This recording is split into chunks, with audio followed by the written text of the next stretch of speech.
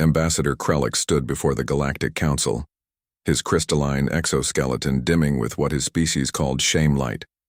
The other delegates whispered among themselves, their various appendages twitching with confusion and disbelief.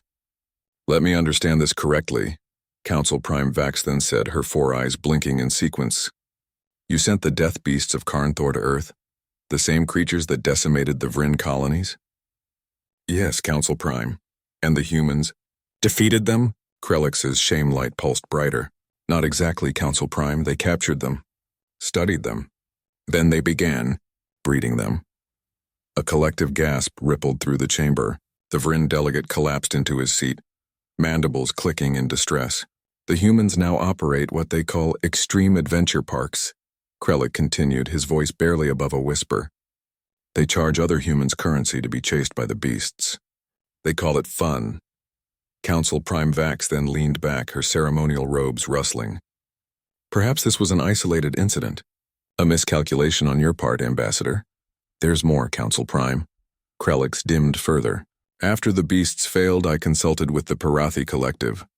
The delegate from Pirath Prime rose, their form flickering with barely contained plasma. "The human world was too cold," the Pirathi wheezed, their voice like crackling fire. "We sought to correct this.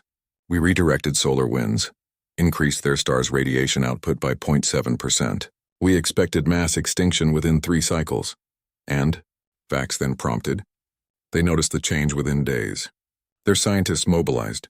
They developed new cooling technologies, created reflective atmospheric particles, and built massive orbital mirrors. But that wasn't the remarkable part.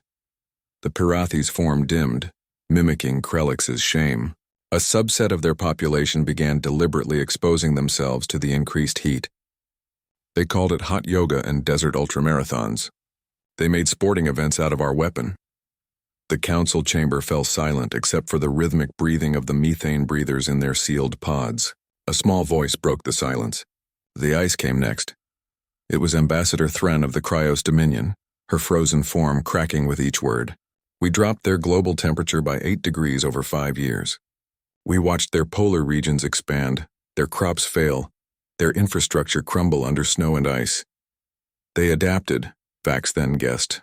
"Worse," Thren replied. "They thrived. Within a generation, they had new agricultural methods, indoor farming that produced more food than before. They built structures that made our ice architecture look primitive.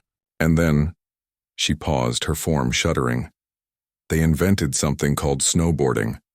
They strapped wooden planks to their feet and hurled themselves down our glaciers, screaming with joy. They created ice hotels where they paid to sleep in frozen rooms. They had competitions to see who could swim in frozen water the longest." Ambassador Krellick stepped forward again. "Council Prime, you must understand. We 3 civilizations have conquered 47 worlds between us. We have weapons that crack planets, biological agents that dissolve atmosphere, technologies that can age a star. The humans defeated none of our attacks through superior firepower or technology." "Then how?" Vax then demanded.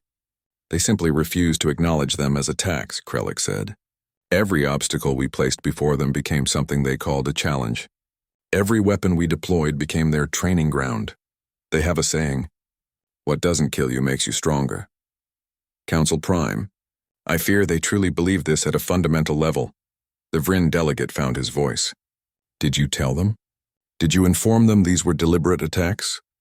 "We did," the Pirathi confirmed. "After the ice failed, we sent a formal declaration of our hostile intent." "Their response?" Krellix transmitted a data file to the Council's central display. A human face appeared, middle-aged with hair graying at the temples and eyes that held something the galaxy's predators would recognize as apex confidence. "This is UN Secretary General Chen," the recording began. "We received your message. Gotta say, we're disappointed. We thought you were testing us, preparing us for what's out there in the galaxy, pushing us to be better." The human smiled.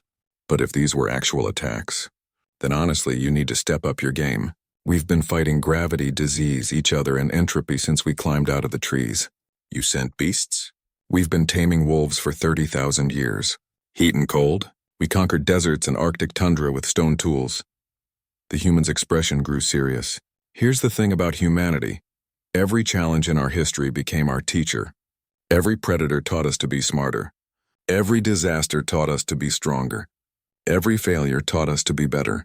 You didn't attack us. You gave us a training montage. The recording ended. The council sat in stunned silence. What do you recommend, Ambassador Krellix? Vax then finally asked. Leave them alone, Council Prime. Just leave them alone.